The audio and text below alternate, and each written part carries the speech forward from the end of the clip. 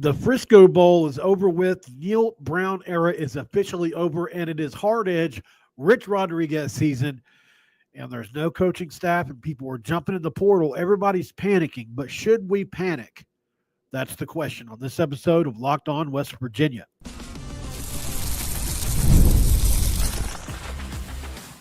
You are Locked On West Virginia, your daily podcast on the West Virginia Mountaineers, part of the Locked On Podcast Network, your team every day.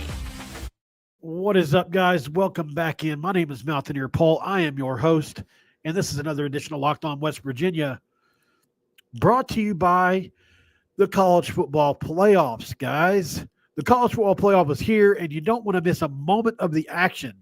The college football playoff is presented by Allstate and begins with first 4-round games December 20th and 21st on ESPN, ABC, TNT, and Max. Okay, so obviously yesterday's bowl game happened. We'll get into that in the second segment.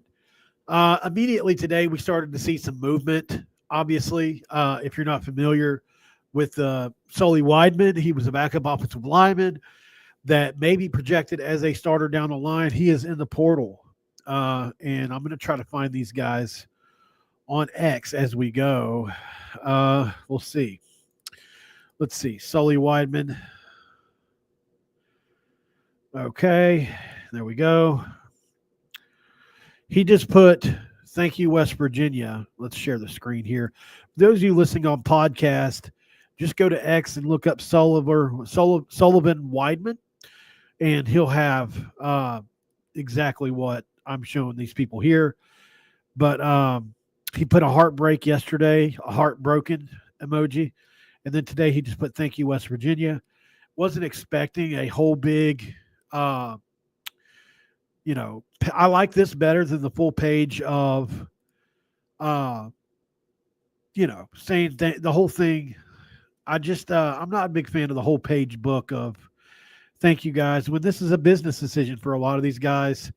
So, that's just my opinion. Trey Lathan, obviously hasn't put much on his profile yet either, but he is also in the portal. This is a big loss, I think, because I think under the right guidance, Trey Lathan would turn into a really good football player. And had his moments at times with us over the last 2 years, especially a converted wide receiver, high school teammates with C.J. Donaldson. And this is a guy who I really liked. I was able to interview their high school coach, Earl Sims, a guy that I have a lot of respect for, a very strong man, a very great leader that they had in high school. It was actually my very first episode ever, I think, or my second, was interviewing their high school coach. When it was Mountaineer Paul Talks Football. You can still find that on here somewhere. It was probably horrible, though. It was done on a Galaxy S10. It's like this, but a Galaxy S10. So anyways, I just want to say thank you to these guys. Obviously, they played their hearts out for us, even Sully when he was able to. I felt like he did a great job, and I wish them the best in their future endeavors wherever they go. Because it's Weidman's going to get some traction, but I don't know how much. Layton's definitely going to get some traction. We know that. So wishing him the best wherever he ends up. So this leads me to, I see people freaking out today. I'm in some group chats. I'm in a group chat with just content creators. I'm in a group chat with some of the media, local media. I'm in a group chat with just some burners, I'm in a couple group chats just because you can pick information. If you think just regular everyday people don't get information from time to time, they do. May not be able to report on it, but at least I know, right? That's how I feel. Anyways, getting to the topic at hand, should we be worried? I think this is an interesting question. I think it's subjective to each person. And I honestly don't know if there's an answer yet. I think it's to be determined. As of right now, I would say no. I do know that certain people had reported. I saw that it's behind a paywall, so I won't say any names, but there has been reporting today that Coach Rodriguez was active and looking at different things because it's not my reporting. And I don't want to. I don't know how to. I don't know how to deal with this uh, when it's somebody sent me a screenshot. You know what I mean? So I don't know what to do. But anyways, it's a screenshot of something behind a paywall. So I just don't want to. I don't know what to do with this kind of stuff. you know. So I don't know where I messaged them and said, hey, I'm going to just mention this little piece.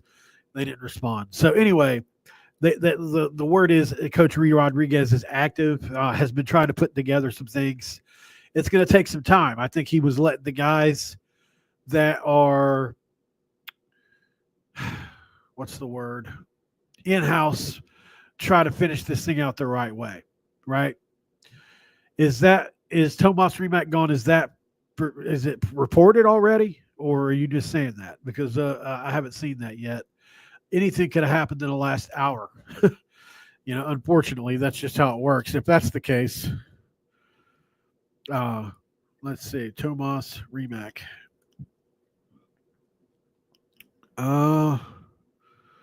Yeah, he is in the portal as of 2 minutes ago. That's a huge loss. That's a huge loss. I guess, I was told today that he was part of a group of people that went to Rich Rod's office. And unfortunately, man, this is a big one. 3-year starter at guard told ESPN that he's entering the transfer portal. Redshirt junior with 1 year remaining, who's been earned Big 12 honorable mention this year, and he started 28 games. That's a big hit, guys. We were really needing to keep him, but I'm assuming that Rich Rod and company didn't want to pay him or whatever. But this is going to happen over the next few days, guys. We're going to keep some guys on the O-line too. Trust me, we are. I can't report it, but we are. So obviously that's new. I wish I'd have known right before we came on, so I just could have came with this information. I still don't think you should panic because at the end of the day, guys, the timeline is the timeline, and we have to deal with it. I said this too yesterday.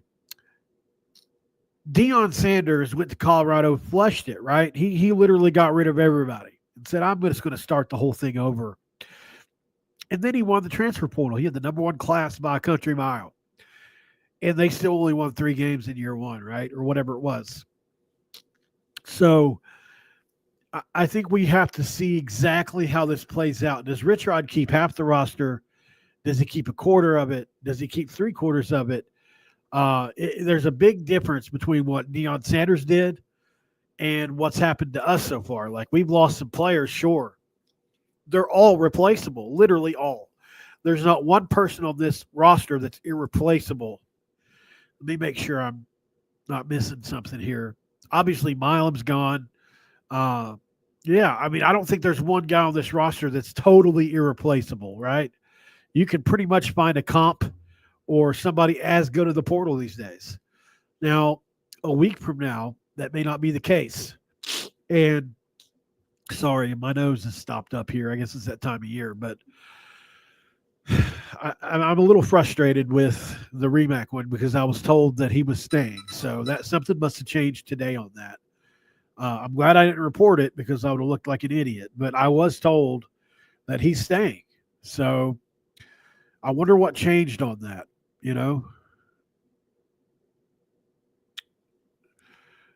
At the end of the day, I'll say this too. Rich Rod's got a lot going on right now. He's got coaches, right? He's got to fill out an entire coaching staff because his portal reach alone, it extends to one person, maybe 2 people every hour or so. Like, there's only so much you can do by yourself. So the first thing he's going to do is branch this coaching staff out. And the thing is we're still in the running for some guys. Even if it's a Hail Mary right now, I think with Zach Alley at Oklahoma, it's not no yet. At least it wasn't earlier today. So, and then Johnson, which was reported on YouTube by Chris Anderson and Mike Kazaza, was supposed to interview for the job and hasn't. So if that's the case, that means Rich Rod is still searching for a defensive coordinator. If he's still searching for a defensive coordinator, we can't attack the portal because what good does it do you to bring in guys that doesn't fit the scheme or body type you need for your defensive coordinator. Trust me, it matters. If you go get let's say you go get a Reed Carrico. Okay, this is an inside the box linebacker. He's not necessarily a sideline to sideline like Ray Lewis, right? And let's say that this coordinator likes to run a scheme that requires linebackers to drop in coverage and to run sideline to sideline. Well, then you've already wasted some money on somebody, right?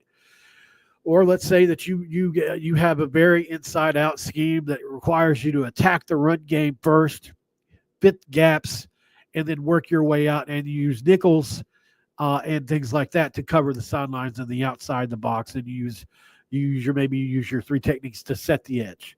Well, that takes a whole different level recruit. So my point is, until Rich Rod gets the guy, and there's no use in rushing it today to come back and bite you for 4 years, as we saw with Shadon Brown and even Jordan Leslie to some extent. If you get the coordinator hire wrong, yeah, you might not be first to the transfer portal. That's true. But next year, if you got the coordinator hire wrong, it's not going to matter anyway, right? You're still going to suck. Coaching matters at the college level. Jimmy's and Joe's can cover up a lot of mistakes. There's no doubt about it. But if you get the wrong coordinator hire, a guy that maybe can't call plays or struggles to be creative or is not what Rich Rod's looking for, and you're hurrying because you feel like you got to get this portal done, you're setting yourself up for failure. And by year 3, people are going to be calling for your job, if not sooner, right? It could be sooner because Rich Rod's got a little bit of a shorter leash, I think. I don't like to think that, but I think that. So here we go, right? So I think that's where we're at with this. Just like Aaron Rodgers said one time in Green Bay when they went all the way, I think, when he did this, almost to the Super Bowl, RELAX. Relax. Just relax. It's going to be fine. We're going to be fine. Rich is going to find his guys. The number 2 rusher in the country this year came from Division II Limestone. Rich Rod found him. Rich Rod will find his guys. They may not be 4- and 5-star players this year, or maybe we'll get the ones. I mean, look, I'm sure we're going to get some high-level players, but I just think as long as Rich Rod gets the guys he's comfortable with, we're going to be fine, y'all. Up next on Locked On West Virginia, I guess I forgot to change the background on this. Let me change that really quick, guys. I apologize. I didn't realize I was in a hurry to get on here, apparently. Okay, let me do that really quick. I was looking at my second topic, and I'm like, hold on a second. That's not the right topic. There it is. Are you worried? Okay, so up next on Locked On West Virginia, it's the bowl game from yesterday, but it ended, right? And now we're in a new era, the Rich Rod era. What's that going to look like, and what kind of players is Rich Rod going to go after, and who have we already pointed out that's in the running for West Virginia? Well, there's a few guys. Stick around and we'll talk about them. This is Locked On West Virginia. And this episode of Locked On West Virginia is going to be brought to you by FanDuel, guys. Get ready to tackle NFL action with FanDuel, America's #1 sports book, because right now, new customers can bet $5 and get $150 in bonus bets. That's if you win that first $5 bet. Make sure you do it at FanDuel.com, guys, because it gives you everything you need all in one convenient place. When you get a hunch in the middle of the game, you can check out the latest stats. You can be live play-by-play, all on the same page you place your bets. That's at FanDuel.com. Never waste a hunch and make every moment more with FanDuel, an official sportsbook partner of the National Football League. And this episode is also going to be brought to you by Prize Picks, guys. Guys, when it comes to Prize Picks, you can get real money sports action, and you can get it quick. With over 10 million members and billions of dollars in awarded winnings, Prize Picks has made daily fantasy sports accessible to all. You just pick more or less on at least 2 players for a shot to win up $1,000 cash, 1,000 times your cash. Run your game all season long on Prize Pick, America's #1 fantasy sports app. All you have to do, guys, is make your holidays bigger and brighter with Prize Picks, the best place to get real money while watching your favorite sports. Join now because this holiday season, Prize Picks is giving away 2 free picks in December, and they're giving away $30+ million in rewards during Pixmas, which is a pretty funny take on the word Christmas. Download the app today. Use code LOCKEDONCollege to get $50 instantly. That's pretty quick. After you play your first $5 lineup, download the app, use Locked On College, and get 50 instantly. As soon as you download your first $5 lineup, Prize Picks, guys, it's where you run your game. I want to say thank you to Garrett Green and everybody that worked so hard yesterday. I know yesterday that didn't end up like we all wanted. CJ, how he looked on the sideline there at the end when he ran that last touchdown in is going to be in my mind forever. They gave their bodies up to us. They gave their energy, their time up. We know the defense was shorthanded, multiple players, Josiah Trotter, Aubrey Burks, several corners. And then we have an injury in the game, and they were just shorthanded, right? And they changed coordinators in the middle of the year. We knew that Memphis is going to be able to move the ball. But that offense played well, and Chad Scott called a beautiful game, and I was proud of him. He deserves an opportunity somewhere. Love Chad Scott. I wouldn't be mad if Rich Rod kept him. I really wouldn't, although I don't think that's going to happen. Just want to give those guys a shout-out because the bowl game yesterday was fun, and it was weird, guys. I don't know if you guys were in the same boat as I was. I didn't feel any pressure like Rich Rod. I didn't feel any pressure. Like, I wasn't living and dying on every play because I knew that a new era was about to begin. And for me, I was able to just watch that game and just be a kind of an innocent bystander to it and really wanted our guys to win. But I wasn't all torn up about the loss because I knew the future was going to be the same either way, right? The win, in this case, a win doesn't necessarily give you all that momentum like it normally does. In the past, if Neil Brown were the coach, you win that football game last night and you say, okay, we've got momentum going into the offseason. We won that last game. It matters. But when you're changing coaches, the win matters for the players that were on the field, but the momentum is still going, baby, because Rich Rod is taking over. It's a new era in Morgantown and it's freaking hard edge. If you ain't with that, you got to get out of town, and those who already aren't are. So who are some people that we're going to look at to be hard edge and replace some of this much-needed talent that we have on the roster? Well, one guy that I think is really interesting, man, is a kid from South Alabama, and West Virginia is a finalist for his services, guys. Let's get over here to X, and I will share screen with you as we go over here and look at Jordy Scruggs, which is a pretty cool name. He's got the Michael Myers background. I love the attitude. From South Alabama. At first, I looked at this and thought I saw Alabama. Here are some highlights of his, but I can't show them because ESPN will get me. That's happened to me before. But he is. We are in the final 3 of his with Colorado and Virginia Tech. So 2 of the more hated for different reasons, right? Most people hate Colorado because of the way they act, and we all hate Virginia Tech. We still got that trophy. Whether you get this dude or not, we still got the Black Diamond Trophy. Am I right? But yeah, so I think this is a kid that has a lot of talent. Obviously, here's your sign. If Colorado is interested, then he's talented because they don't go after anybody that sucks anymore. And Brent Keys can call defense at Virginia Tech. So I think the only question I don't have the answer to is I'm assuming Fabianich is the person that's done this, or at least got the background information together to make this offer. And it's one of those weird situations where these guys are kind of fulfilling their contracts while Rich Rod is kind of looking for somebody to replace them, probably. So I find that pretty interesting too. I really do. I don't know what is going to become of all this. I really don't. Oh, I guess my messages have been up.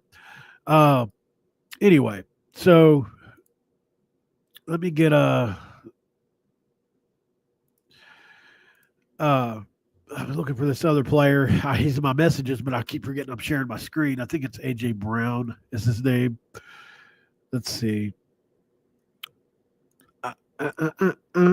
It's like crap. I misspelled it. WVU. Okay. So this is from yesterday. Jeff Cobb reported this. I remember seeing this. Has offered the following transfer so far: Coastal Carolina's Cleve Lubin, Deontay McCray from Western Kentucky. This has got to be from last year, right? No, it's not. That's insane because we offered Deontay McCray last year. Julian Neal from Fresno, but AJ Brown is somebody that also Oh, here it is, right here. He's receiving interest from the following programs: AJ Brown times two. Here he is. Sorry, guys. Took me a second, but I made it there. So I was able to get in contact with him, and there is contact made. I don't know to what extent West Virginia is involved here. I know what you're probably saying too. It's another. It's another group of five player, and I understand the.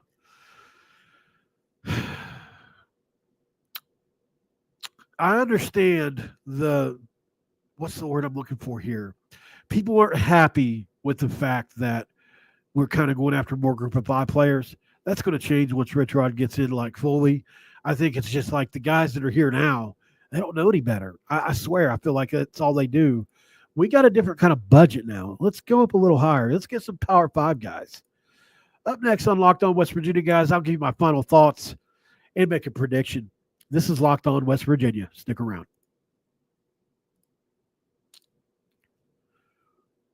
And this episode is going to be brought to you by the College Football Playoffs on TNT, guys, because it's that time of year, and the College Football Playoff is back, baby.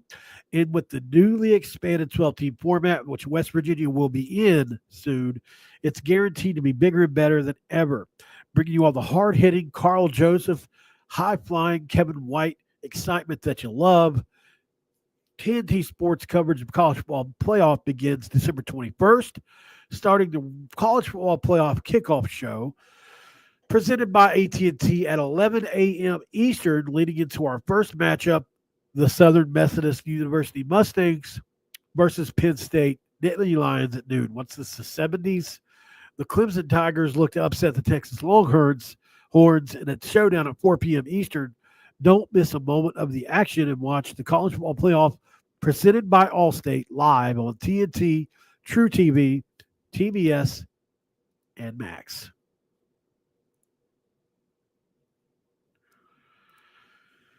All right, guys. Thank you guys for all being here.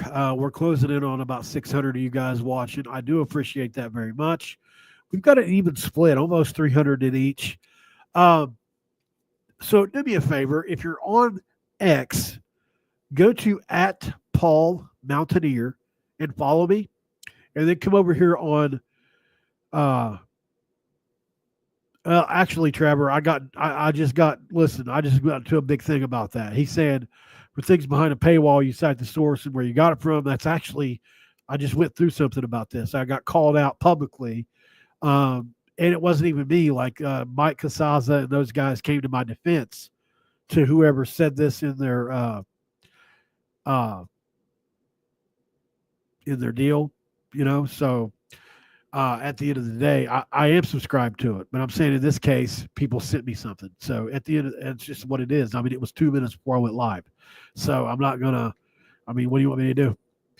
At the end of the day, I cite all sources, man. You know what I mean? I do, but I couldn't even see who wrote it or anything. It was just a piece of an article. So I feel like I shouldn't even have to defend myself, man. I've been very clear about how I do things, and that's just you can't control every little piece of everything. So, but as far as my final thoughts go, like I said, I think when it comes to who Rich Rod is going to hire as a defensive coordinator, I would love it to be Zach Alley. I really would. But what frustrates me is I think that We just aren't that kind of program. We're not going to get this guy from Oklahoma. I wish we could. I mean, look, they say that we still have a shot, and I think that's fair. I think that we do, but most people expect us to get Jeremiah Johnson from La Tech. If you're not familiar with him, he is a very successful D coordinator. Had those guys in the top 30 this year in total defense, but he doesn't have a lot of name power, right? He's not going to make this huge splash. But looking into what he does, he's extremely, extremely talented guy. And look, if you could take Louisiana Tech, who is 5-7, by the way, and have them in the top 30 in the defense, you're doing something right, because the offense still sucked, obviously, for that to happen. So it may not be a huge splash if it is him. I know people were wondering about Jamil Adai, and I want him too, guys. But I think something that somebody pointed out that I think is valid is Rich Rod has the money to go above and beyond our connections, right? Whether it's West Virginia connected or Rich Rod connected, like Rod Smith, which, you know, he's Glenville State guy. It's still similar. Rich Rod is not in a situation where he's got to hire people he knows, and he doesn't have to hire West Virginia connected people. While I think it's great that we do that, and I want us to hire people from West Virginia that have coached and played here, if we could go get a higher quality of person, not that we don't have high quality guys from West Virginia, I'm not saying that, but not every coach that's from West Virginia University is really great. Like some of the guys that we've had in the past were, you know, average to good, but maybe not elite. And like Jamil Adai's elite, right? We know that. And I'm not going to say anybody else that's bad because I don't want to put anybody down, but you guys get where I'm coming from. There's levels to this. Rich Rod's got the money to go and get pretty much whoever he wants. Like he's got an SEC level, not top of the SEC, but like an average SEC salary pool, right? Compared to where the Big 12, you don't see him quite that high. They're usually at the 4 or 5 million mark. Mike Gundy's was 6, right? This is 6, 7.5. This is almost 8. Rich Rod's got money to spend, guys. So I think, you know, if we don't get an elite coordinator that's a name brand, we'll probably get one that we just don't know is good yet that is good, you know, because he's got the money to do that. And the majority of Jacksonville State staff will not be coming. A lot of them, some of them will, but not the majority from what I'm told. I think that's an assumption people are making. Like Rod Smith is a guy that continues to lose steam as possible OC. He may end up coming at the end of the day. Look, I haven't talked to Rich Rod about it. I'm just saying from people that are in the know that I talk to, they doubt just how many of those Jacksonville State guys are coming because of the money Rich Rod has to spend here.